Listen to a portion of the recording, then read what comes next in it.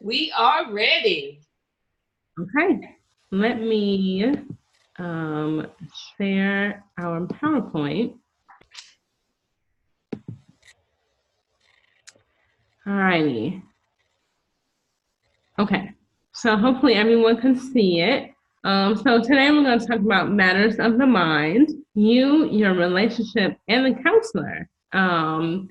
And for the purposes of tonight, we are going to talk a little bit about getting to know me, what my kids are already talking about, and more so why therapy is important for you and your relationship as an individual, in a relationship, and as a married couple. And so I want you to remember the acronym SICM, SICKM, SICM, and then we're going to recap and you can ask me some questions, okay? Mm-hmm. All right, so like the kids just said, I was born and raised in East Chicago, Indiana, and East Chicago is a town 20 minutes east of Chicago, Illinois. So we're on the border, and 20 minutes west of Gary, Indiana, which is where Michael Jackson is from. So our claim to fame is Chicago, home of the Cubs and the Bears and pizza and Michael Jackson. So that's where I'm from. I'm a graduate of Purdue, IU Capella. I married my high school sweetheart, and like my kids have said, I'm currently in transition. I want to put a note here. The reason I focus a lot on marriage and family therapy is because of my own story with my husband. Um, Jeremy and I have been together for 19 years, and we met in high school. We went to two different colleges and had a lot of problems.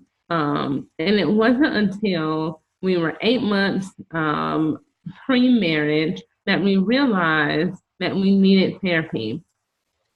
So in August of 2005, I moved to Bloomington, Indiana, and Jim and I decided that we would go to therapy. And it was at that time, during those 8 months, that I knew that I wanted to be a therapist myself and that therapy could actually save a marriage. In the Black community, we're taught to not tell our business or to pray about it. And it was at that moment that I realized some of that thinking can be toxic to who we are. And so it's really important to challenge some of our beliefs related to mental health. So that's why I'm here today. So let's dive right into it. So there are some current trends in couples therapy that's really important for us to note. According to the American Association for Marriage and Family Therapists, 90% of married couples reported success in their marriages after couples therapy. Um, so it shows there's research that is saying going to therapy actually can save your marriage. That's 97% of people. That's a very high number. It is. There are also, yeah, there are also some statistics that say 70 to 80%, but we're gonna go with this one because it's on the higher end. Uh, but there's also and the an American Association for Marriage and Family Therapists is the governing body for a lot of therapists in the area. So this is a very credible source and important to know as we keep going. How a couple handles conflict is a clear sign of the success of the relationship. And we'll talk a little bit more about that. But another statistic from the AAMFT says that 50% of couples who engage in therapy before marriage have higher success rates in their marriage. So actually going to therapy pre-marriage actually has the potential to save your marriage. Mm. And additionally, individual therapy is highly successful. However, couples who attend therapy perform at or slightly higher rates than alternative forms of therapy. And Dr. William Donery, who is a therapist himself, says it's actually dangerous to continue a rocky marriage without the help of a professional. So we want to make note that couples who go to therapy are more likely to succeed and who note that they have problems and seek therapy are actually more successful than those who don't. All right, so there are 3 times that you should go to therapy. By yourself, you have your own stuff. You have your own unresolved trauma from childhood and expectations of your life and yourself. And you should go before engagement and pre-marriage. 2 imperfect people with different values creating one life is really important to make note of. And you have expectations of a marriage that need to be discussed before the actual marriage. Um, and also goal setting. So it's important to sit down with your spouse and decide how you want your marriage to look. Do you want to go to church? Do you want children? Those kind of things. And the last time you should go to therapy is while you're married, but before things get tough. Oftentimes, we see couples who go to therapy when it's rough and not before. So we want to go to therapy before things get rough. Go in the sweet spot when you're having children or in transition, but go before things get tough. All right, 5 reasons that couples get divorced. Remember that acronym? SICM. So couples get divorced for sex, in-laws, communication, kids, and money. So we're going to spend a little bit of time. I'm going to do my best. We're going to talk a little bit about these 5 things, and I want you to think about them and feel free to ask me some questions. All right. So in SICM, you have sex. Physical intimacy is extremely important in a marriage. A 2009 study report says, and I posted this on my Facebook page earlier this month because I'm such a proponent of sex.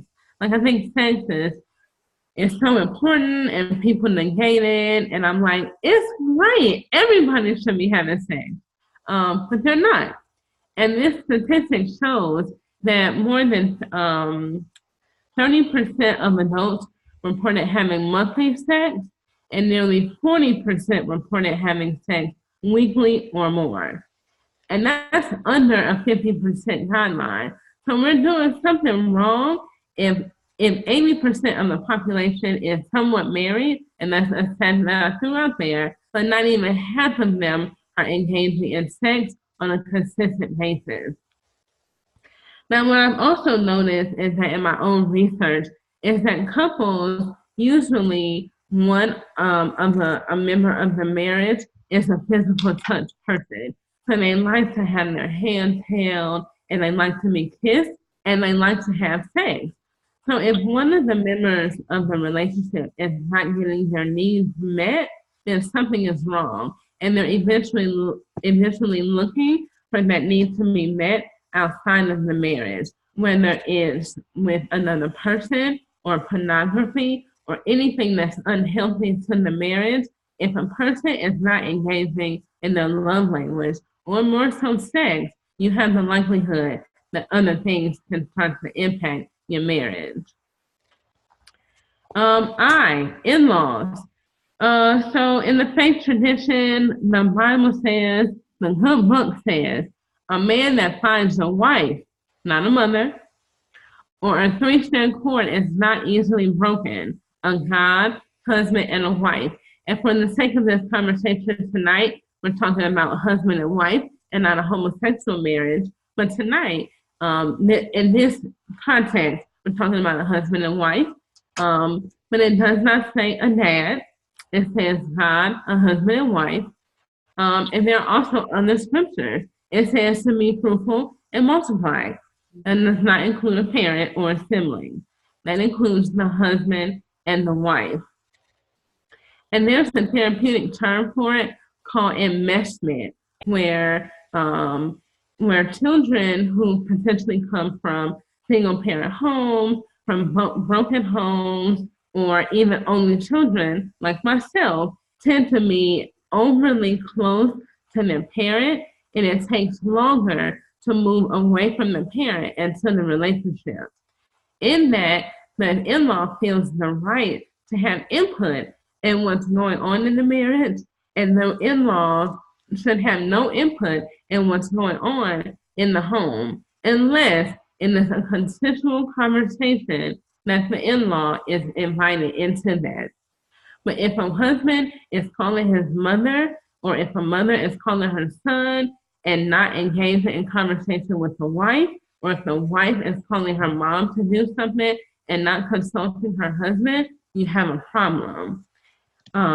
There's a higher level of enmeshment when an individual is also not what's also called differentiated, or when they have not moved away from their spouse. Okay, and so those are moments where in-laws can become problematic. Now we know in-laws are a great asset to a marriage, but there are times when in-laws become problematic.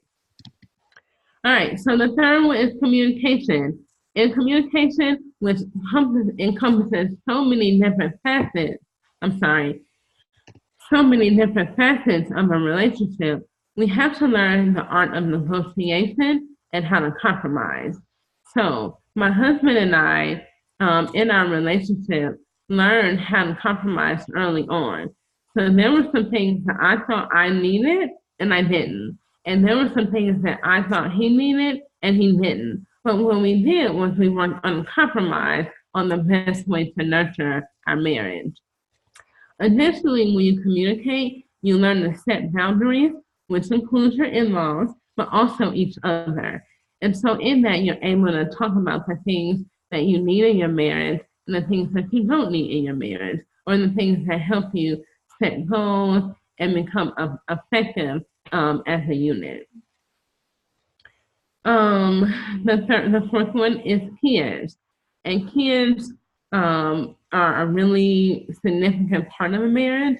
But when you have two different people who have two different parenting styles, you tend to have communication issues and issues with your children when you're unable to figure out how to parent them.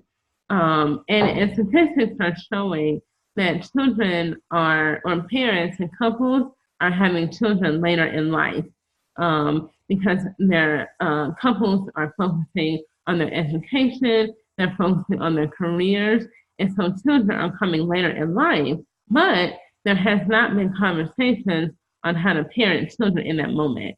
And so the best thing to do is to figure out parenting styles that work for you. So again, I'm the only child, and my husband comes from a home where he shared with a twin and his sister. And so birthdays were different for them than they were for us or for me. And so we had to navigate how birthdays and how sleepovers went for our home versus how they went for us growing up. So a couple or individuals with two different value sets, it's really important to have that communication related to kids. The last one is money. Give me 1 second. And money is always a sensitive topic, always. And so it's really important to have a conversation with your spouse about spending, saving, and budgeting, how you open up a bank account together, how you retire together, how you tithe together. Those are really important conversations that people are afraid to have. And it's really important that you nurture early in your marriage so that 10 years in, you're not having miscommunications about money. We also want to recognize that trust is a really big factor with money. Because people tend to work individually for their paychecks, they sometimes have a hard time bringing money into one pot. And so you have to learn how to trust your partner with how they spend their money. And so it's really important that you have that conversation early on and focus on the value set around money. Again, faith tradition says a person leaves an inheritance for their children's children. And so it's really important to have conversations about spending, saving, and budgeting. All right, so just a quick recap. Go to therapy in all seasons of your life. So you want to go to therapy as an individual so that before you get into a marriage, you know what you're bringing into. You've worked through unresolved conflict and tension, and you're able to devote your whole self to your partner. You want to go before you get married and when you're ready to get married so that you set goals with your partner on how to have a successful marriage. And you want to go when you're married before things get rough so that you're able to sustain a healthy union. All right, so let's have some questions. Thank you all again for bearing with me. I struggled big time. I'm super vain related to this, so I'm really grateful for you for holding on. So thank you.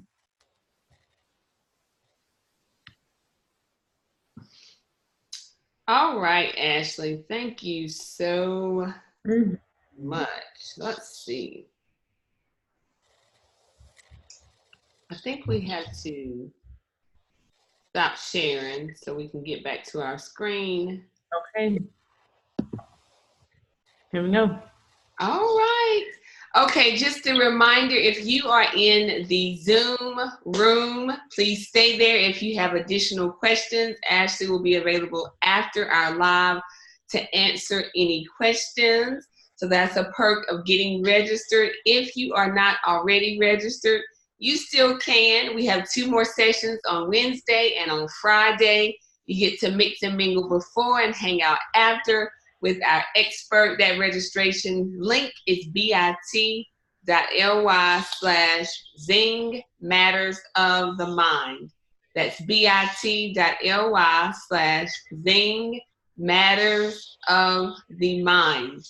If you are registered, you should have gotten an email probably around a couple of hours ago with your link in it to come into the Zoom room. So again, if you want that opportunity to have conversation with Ashley, you can do so. And a little later, we are going to have a prize that she is gifting. She is actually going to give a strategy call to one of our people who are registered. So I'm super excited and thankful that she has offered some of her strategic planning to one of our lucky registration guests. All right, so we're going to do a quick intermission here. Gonna let Ashley rest her voice up. If you have questions, make sure you are putting those in the comments, and make sure you push this out and share it on your news feed. Remember, we are talking about Mental Health Awareness Month. We all know some things as it relates to mental health and mental illness. Everybody has mental health. So I got on a little bit earlier and I talked about a little bit of the difference. We all have mental health. We all have blood pressure. We have hearts. We have lungs. You know, we all have mental health, just like you have physical health of your body. It's when that health is not, where your mental health is not taken care of, that it can transition into a mental illness. And so people don't always understand the relationship with those, with the verbiage, but people can fluctuate their mental health status. Think about when you have a baby. Think about when you change jobs. Think about if you lose someone in your family. Those things can help shift your mental health, right? And sometimes getting married, that can shift your mental health. So the thought of spending the rest of your life with someone, not only getting married, but also if people are getting divorced or separated, those things cause shift in your mental health. And so we want to make sure that Renee says she can't see. Can you all see us? I think you can. You want to make sure that you take good care of your mental health. And so we had Ashley on tonight, and she's just talking about relationships, how those relationships can be fostered. Again, in our communities, it's one of those conversations that go unspoken. You probably don't know a whole lot of people who have therapy, because it's not a thing that people want others to know. Not saying that people don't go to therapy. There probably should be more who go to therapy, but even those who go, they probably don't speak about the fact that they are getting help in that aspect of their life in terms of therapy or counseling. So it's the thing that we still don't talk about enough. It's what we don't want people to know. It's almost, it's just like a treatment. We don't mind telling people we're on blood pressure medicine, or we don't mind telling people that we have to go and exercise to help lower our blood pressure. Why is it that we mind telling people that they have to go and speak to somebody, have to have a strategy call with somebody to help strengthen relationships, figure out what you are not doing in that list of 5 that she gave you in your relationship? So we are having this conversation just to make sure we are strengthening relationships. Of those of you who are watching, if you would put in the comments if you are married, if you are single, let's see what we have watching. And if you are watching on replay, make sure you put hashtag replay. If you are watching and you are married, let's see married in the comments. Let's see single in the comments. Just get a poll of who is watching us on tonight. Again, make sure you are getting yourself registered. I see Sharon is married. Thank you, Sharon. All right, so as those come in, again, let Ashley get some rest for her voice and to wait for your questions. If you have questions, make sure you are putting those in the chat in the Zoom room. You will get opportunity to voice your questions there a little later. So specifically for those people on Facebook, if you have questions for Ashley that you want to have conversation, I have a couple that I was jotting down. So I'm going to have my questions in the pool as well. But as we are on intermission, we also had Stroke Awareness Month throughout the month of May. So for those who didn't see the telesummit we did on stroke survivors, it was amazing. We had stroke survivors on a couple of weeks ago talking about their stroke stories, letting people know that stroke isn't always how it looks. You can't always look at people and identify the fact that they have had a stroke, but there are some things, mental health being one of them, that is sometimes affected post-stroke. So I want to make sure you have opportunity to catch those replays that should still be on the news feed, and to let you know that our Stroke by Love is still on sale in our store. So if you haven't had a chance to grab your copy of this guide and resource for stroke survivors, you should. It's at in our store, www.zinglifeservices.com. So that's there. I have a couple of myths that I wanted to go over. Thank you all for writing in the comments your status. I see some married, I see divorced. I wanted to ask you about some myths and see what do you all think about them. Let me get to them first.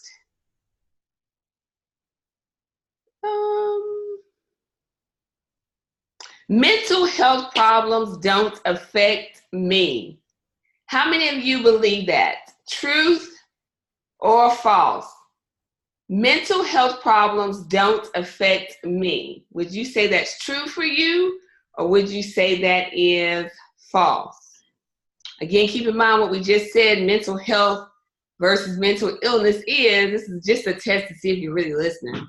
Mental health problems don't affect me. What say you? Is that a true statement, or is that one that's false?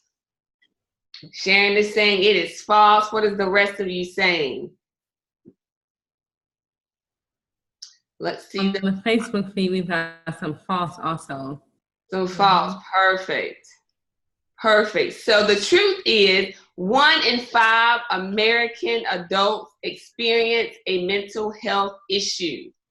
So specifically tonight, we're talking about relationships, but we will, as the week go on, talk about mental health in particularly the Black community. And on Friday, we're going to talk about mental health and the Black man. So you want to make sure you stay tuned for those 2 sessions as well. But 1 in 5 American adults experience a mental health issue.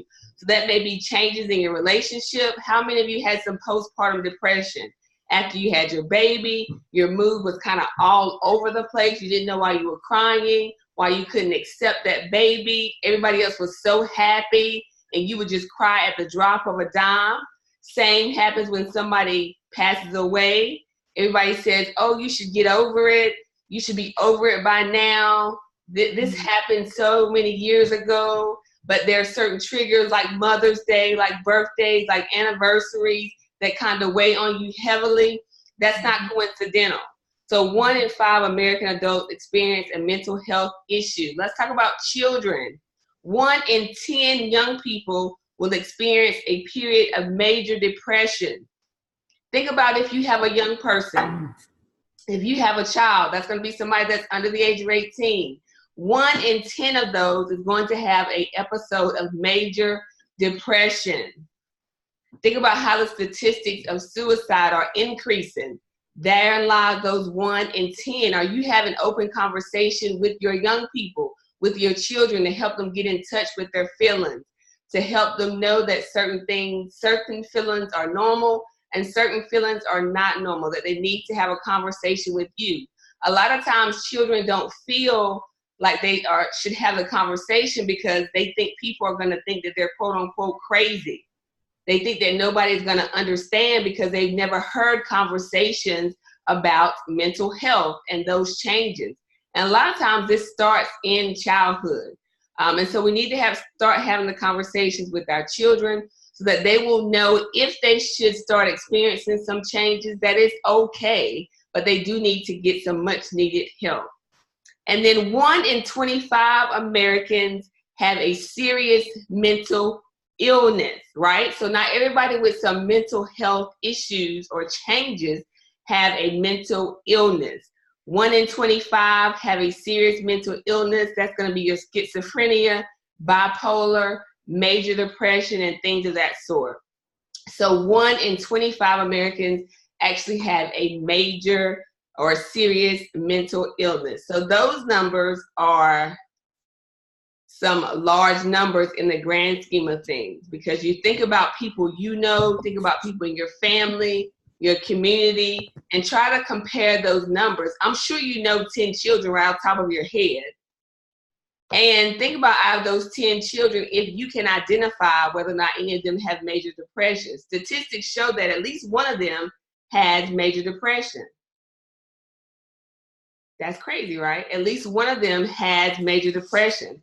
And so it is up to us to help to try to have these conversations to help them figure out what to do with those feelings that they have. Let's do one more myth, and then I'm going to get to my questions. And if we have any questions on Facebook, we can get to those. What do you think about therapy and self-help are a waste of time? Why bother when you can just take a pill and be done with it? Do you think that's true, or do you think that's false? Therapy and self-help are a waste of time. Why bother with either of them when you can just take a pill and be done? What do people think about therapy and self-help? Do you think they're a waste of time? Do you think you can just take a pill and all your troubles will be over? I got an absolutely false in the Zoom room. So treatment for mental health problems vary and they depend on the individual. They can include medication, they can include therapy, they can include a combination of both. They can also include a support system and a place where you can heal and recover. And so that statement is false because there are many ways that people can treat their mental health changes. Therapy, medication, support systems are just a couple. And so we don't want to diminish the therapy aspect because that works for some. Is it all inclusive for everybody? There is not any one treatment regimen that is all inclusive for everybody with one diagnosis. Much of medicine is very individualized. We do have some protocol that we follow, but by and large, some people are not going to be in line with the protocol. And so when we have those persons who are not what we quote unquote textbook, we have to figure out what is going to work for those people as well. So those are my myth questions. Back to the presentation. So couples who go to therapy are more likely to succeed. Mm-hmm. Now, are these married couples or are these just couples that date? So it really depends. Like I said, in the stat, 97% of married couples are more successful because they do the work while they're in therapy. And 50% of couples who go before they get married have higher success rates in their marriage. So I really think it just depends on if they go before therapy and do the work, or before marriage and do the work, and then if they go in marriage and stay and do the work. Because people lots of times will say they have to get premarital counseling before they're married. Some people or ministers require that before they will actually marry a couple. Do you think that's in line with kind of the statistics, and if that's of any benefit?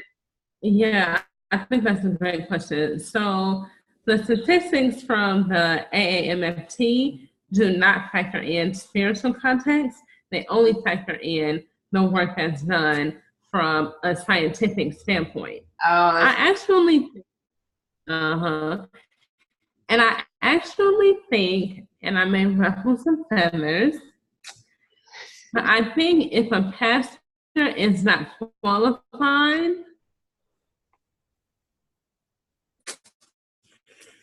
they may need a professional to. Pastors use a very biblical, spiritual base, but there's also some scientific tools that are helpful in a marriage. So I think the two can be married, but I think that there needs to be some work that has to be done from a scientific standpoint or an empirically based standpoint, as well as on the spiritual realm. So I will say that Mario and I, we actually had our counseling done by someone who did have a professional background. So he was a minister, he married us, but yes, he did have a professional background. And so my view of premarital counseling is a little bit different than somebody else's, because when I have conversations with other people about what their counseling looked like, it didn't have all the components. We talked about all these things that you just talked about. We talked about kids, we talked about communication, finances, in-law, sex. We talked about that before. And so when I've had conversations with other couples, just in terms of if they've had counseling, not getting too deep into their business, but it doesn't sound like they went into it, particularly the intimacy aspect, the finance aspects, but more of the faith-based aspect and scripture was the basis. So I was just curious to. Yeah, and I really credit, so I'm a member of Alignment of Faith here in Durham, and I really give credit to my pastor. We have a counseling ministry in the church, and our pastor, he actually prefers to not do premarital counseling because his background is not in a professional setting. His work is in seminary, and he will outsource couples to us because that's not his thing, and I appreciate that. Wow. Yeah. The other question I had was, why should you go to counseling before the going gets tough? I mean, nobody comes to me to get blood pressure help and control before their blood pressure is high. Nobody comes to get diabetes medicines or help with their diabetes when their blood sugars are normal. So why should we get counseling when our marriage is going great? I just went out and had a great anniversary last night, danced out of my shoes. You telling me I need to go get counseling? Is that what you're saying, Ashley? I think you may need some counseling for the shoes. But I tend to think that couples, they wait until it's too late. And usually when couples go to therapy, it's because they're at their breaking point and they want somebody to tell them it's not going to work. As opposed to when the therapy to actually say, how can we fix this? Sometimes couples are at their wit's end, and so they essentially go and kind of say, somebody tell me I need to divorce them. And so if you go in sweet spots, you have a money issue or an in-law issue, anything like that. That makes sense. Yeah. That makes sense. Yeah. I also thought it was particular important, the whole in-law conversation, and Mm-hmm. Let's talk about that. How, yeah. that is such a sweet spot in the catch-22 for lots of people. Fortunately, not my catch-22, but I do hear that it is impactful a lot. I actually saw a patient the other day who was taking his mom on a 10-day cruise to Paris. And his pregnant wife was staying at home. I see your eyes. Sorry, I'm trying to say professional. And so while you were having that conversation about in-laws, I started thinking about that. That, I wonder what that is going to look like once he gets back from that 10-day cruise with his mom. And again, those hormones, that mental health change that may be happening in his wife, these are things that it may be perfect, but it can also be the perfect storm, just in terms of keeping boundaries and those sorts of things. So yeah. Did he say why he was taking his mom and not his wife? So that he and the wife had been on several excursions and trips together, and with the baby coming, it was going to be the last hurrah, the last chance he got to really have someone on one time with mom. I'm just telling you what was told to me. But okay, wait, let me make sure I'm hearing you. So just for clarity, I'm using some counting skills here. What I'm hearing you say is a married man whose wife is pregnant took his mom on a 10-day cruise. So does anybody in the chat feel some type of way about this? I mean, it was just I just thought of it because of the whole in-law conversation. How would you feel if you were the pregnant wife who was staying at home? If we can hear kind of what other people feel. But yes, the mom was going on a 10-day trip to Italy. Excuse me, it was Italy, and they were stopping through Paris. And it was 10 days. And so I asked, where's your wife? Because I obviously saw there was a ring, and she was not going. She was going to stay at home. And so. Is this their first child? Okay. No. You say it's not their first child. It's not. Mm-mm. Okay. All right. I'm interested in the comments. We have a lot of wives, it looks like, in the comments, or single women. I see one married man, so I'm interested to kind of hear what other people, what their thoughts are, or in the webinar chat.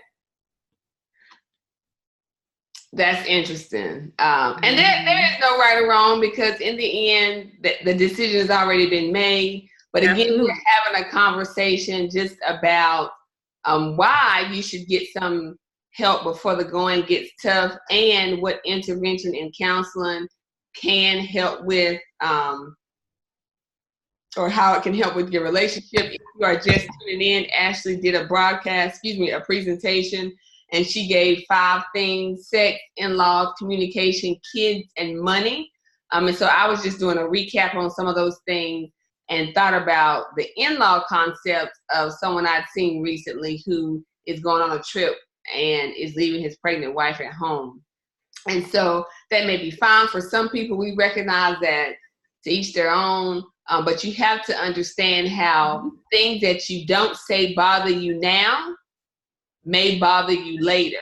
And so that can be impactful in relationships later, because you always go back to think about the fact that this happened back then, especially if there's no conversation about it at the time. So if there's a conversation about it at a time and you know that I don't like it, and then you still move forward, at least you know how I feel about it. Not me not saying anything and you thinking it's okay with me, move forward, and then later it's everything that I reference every time we have an argument or get upset. The fact that you went on this trip. And so in the Zoom room, we are saying it is unacceptable. Can't even comprehend the reasoning behind that. Yeah. And it's ironic that in the Facebook chat, someone is saying, not knowing the family dynamic, the wife may have been okay with the break, especially if there are other children. She may have had some time alone, which can be important. So I think there's a both and to this.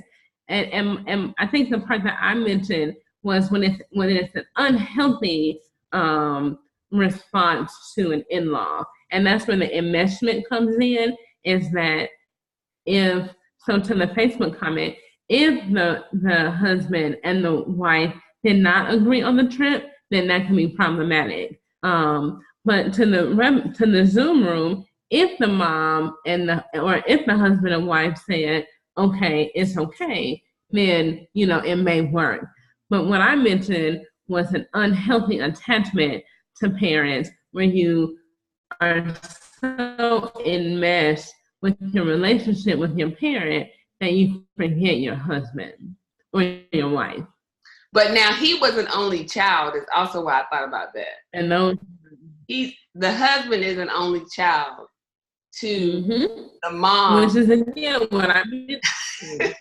But he has one child already and another on the way. So the wife is pregnant with the second child. Okay. But yeah, he is an only child. And that's what I said. So I can imagine that there's probably maybe some enmeshment happening there. And from personal experience, my mother, again, I'm the only child. I'm the only child. And so when I got married, there was some tension. There was some tension because it had been my mom, my grandmother, and I for so long. And so to bring in this whole nother person, and then I'm making decisions with him and not with her, it became tense. And we did not talk about that in therapy. And so having the idea to discuss that either pre-marriage as an individual has the ability to sustain the relationship, a healthy unit. Nice. Yeah. All right. And then I was just trying to catch up on Facebook. Relavia had a comment where just talking about going to counseling when it's tough, and she doesn't think that people go because they're looking for that it's not going to work answer. Some people are actually going to try and fix it. I would agree. I absolutely agree with that. Absolutely. I think though they sometimes can go. I don't think it hurts to go before you hit a rough patch, and that's usually when couples go to counseling. And that's usually the couples I've seen. I have not seen a healthy couple just say, "Oh, we're coming for a check-in." Like, I have not seen that. The couples that I've seen are coming because they're having problems. I, as a healthcare professional, have never even thought about that. I mean, I've never even recommended that healthy couples even go to therapy or counseling. So, I mean, that's new. That's new even to me. Yeah. Because it is in line with prevention. That's what prevention medicine is. We teach and train people to prevent illnesses. So, in essence, you are helping to prevent a dissolution of a marriage. And so it does make sense. Yep. Yeah. And I think that is really important too, because we had a friend in college, and I think her husband had been, or in grad school, her husband had been together maybe 5 years, and she said, we go because we want to stay healthy, and that's really important. It's really important. Jeremy and I have been married for 13 years, and we work really, really hard at making sure that we stay healthy. And we actually go to individual therapy, and I got his permission to share. When we go to individual therapy, because there are things individually that I know I need to work on, that he needs to work on, so that we can be an emotionally effective and healthy unit for everybody. And we may be in a sweet spot, but because we are, there are individual issues that we also need to work on. So why is it that you think, and let's go to in particular, the African American community, that's typically where we try to target minorities in all of Zing's education and training, only because that's where you'll see the most disparities, the most limited access to health care. And so why do you think that our community is less likely to seek resources in terms of therapy or counseling? Yeah. And I mentioned this briefly at the beginning of the PowerPoint, but I think in our culture, we're so used to praying about it, or not sweeping it under the rug, but this notion of if we pray about it and have faith, God will work it out, or we don't share our business with anyone. And as a way to keep things private, because that's just how we are. And so I think having Black therapists is saving us, because we found someone who can identify with the struggle of being Black, with the struggle of safety in knowing each other, and having the same faith basis, that they're working only on the mental health and not trying to be nosy, not trying to pray against it, but meet you where you are. And so I think once we, again, remove the generation before us, and become more equipped with, oh, there's a therapist who looks like me, I can connect with them, it will actually save us more than hurt us. And I think I'm seeing that shift. There's some websites, and I put some in the PowerPoint, but many of us are on Black therapy directories because we need something just for us. Somebody said in the Zoom room, it's the stigma of being crazy that prohibits those in the Black community from seeking therapy. Absolutely, absolutely. Oh, you crazy because you want to talk to somebody. Absolutely. And again, I hear you can't identify with what I'm going through. And I know that that's been the case for a lot of Black therapists with white therapists. But there's also, if someone has lost a baby or their marriage isn't together and they go to someone whose marriage is together, oh, you can't help me because you don't know what I'm going through. No, I may not, but I can help you learn to heal together. Right. So I think that's why the Black community has shied away from it. But I think we're also starting to move to my mental health matters. You know, I want to live a long life. Stress is killing us. Trauma is killing us.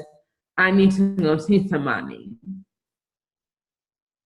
Absolutely. Mm-hmm. Do you see questions that came through on the Facebook side?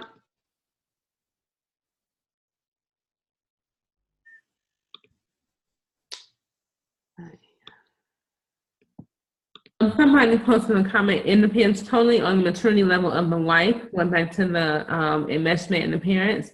If she understands that she is a wife, which is totally different with the mom, communication should have already taken place. She may need some alone time from her husband since they have a child coming. This could be used as an opportunity to take his last trip and alone time with his mom. And it depends on the maturity level of each party involved. Yeah, I can agree with that. Okay. And the last thing I want to just touch on, if there are no questions, are finances, because I've heard a statistic once that said that finances and money management and or mismanagement is one of the main reasons that people, that marriages end in divorce. Mm-hmm. And so that again goes back to people have different ideas of what they should and could spend money on. What is important for you may not be important for me. You may have come from a background of bills not being the thing that gets paid first, right? You just was used to living on the last notice. So you don't know that it's important to pay bills on time, and so when you try to enforce certain things like that in your own home, that can be where some disconnect happens. And so in the line of finances, what I guess tips would you give people who struggle with trying to manage finances with someone who isn't on? They say that there's always a spender and there's always one that's a saver. Much like there's always one that desires or has a love language of touch and intimacy, and the other one probably doesn't. So what would you say what would you say in relation to finances, I guess? I can't because I suck at it.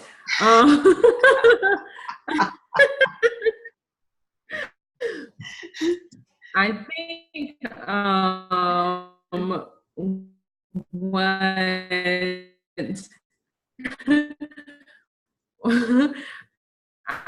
think what has worked for us has been to just be honest about that and to simply say, like, I'm not good at this. Can you take care of this?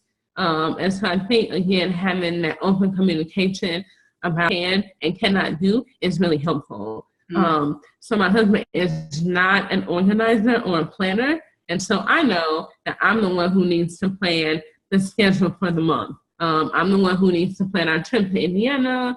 Those are the kind of things I just simply tell him, you know what?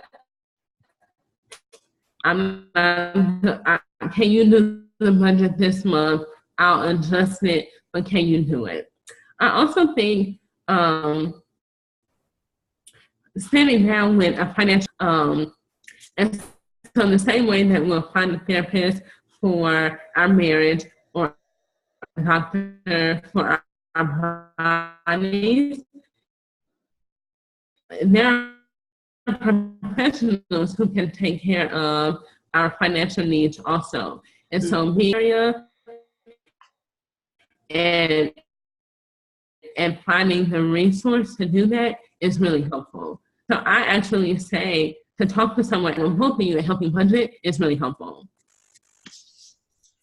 Nice. And I've gotten better. Over the years.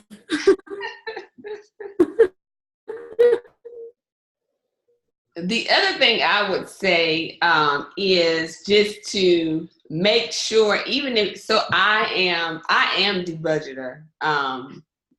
And so you probably could tell that about me, right? I know you, so yes. But I will say that because I am used to doing those things, I mean, I have in my head what's due, when to do, how much it is, when to push it out, those sorts of things. But, last year I had a medical emergency. And so my husband was like, I know the money is there, but I mean, he had no clue, like, where do I go to pay this? How do I pay that? What is the password for this? So I would say that was awakening to me because I'm just so used to doing it, and he knows that I do it and didn't question it. But if it came to a point when I was unable to do that, he really needs to know, even if I still take on that role of responsibility, he really needs to know, how to make sure everything gets paid and done. So that was a awakening for me, just in terms of finances and not hoarding, the bill responsibility, but making sure that he does know what and when things should be available. So yeah. Yeah. All right, so we are going to pull. Remember, if you did not get registered, you should. For those who are registered, you should have gotten an email. If you did not, for some reason, you should have gotten an email from Zing Life Services, which had your link in it to get into the Zoom room on tonight, because you can access us here on Wednesday and Friday. If you did not get that link, you can put a comment in the chat if you're watching on Facebook, and I will make sure to get that to you. But you should check your junk. If this is our first time reaching out to you, it might have gone to your junk mail. But we are going to pull a name, and then we're going to hop over to the Zoom room, because we do have some people who are there waiting, and they have that access to have Ashley a little bit afterwards. So for those of you who are still watching, if you caught us on the replay, make sure you put hashtag replay and let us know that you tuned in. Let's see. So this is for a strategy call with Ashley. 15 minutes just to kind of go over what you can do as it relates to a strategy for your mental health, your relationships. Again, people have visits with primary care providers all the time. You don't always go to your primary care provider when you're sick, right? Sometimes you go just as a follow-up. And during that follow-up, you may not be sick. You may be getting some information that you can use to keep your life healthy. And so that's what this strategy session or call is going to do. Once we draw the name, we'll behind the scenes get you linked with Ashley so she can talk to you just about what next steps are. So let's see. Woo! LaTanya Jones. So we are reaching out to you by email. LaTanya Jones, she registered for the Telesummit. So if you are not in the Zoom room, we'll reach out to you to get your strategy session with Ashley. So hopefully you all claim your prizes. From the last Telesummit, we had people who didn't claim their prizes. And so when you don't claim prizes, they stay in the vault. And we have amazing experts who offer some amazing services and prizes.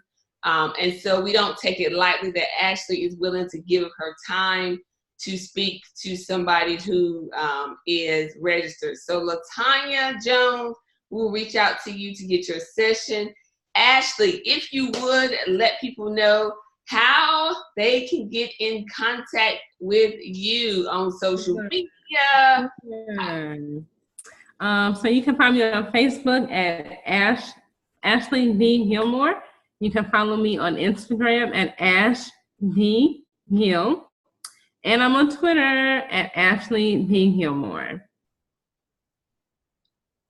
All right. And so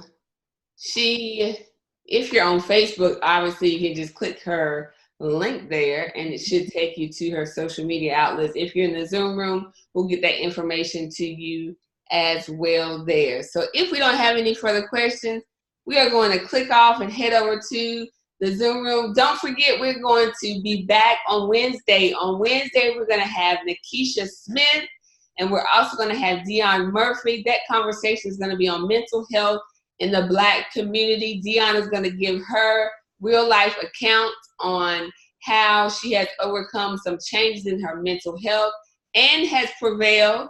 And then Nikisha is the expert. She's going to be on just giving us a broad overview and her clinical expertise about mental health in the Black community. So it's going to be another action-packed night.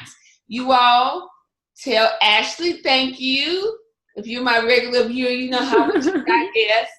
You have to say thank you, and we appreciate you for hopping on, recognizing that you didn't have to do it. No, you know how they say, you didn't have to do it, but you did.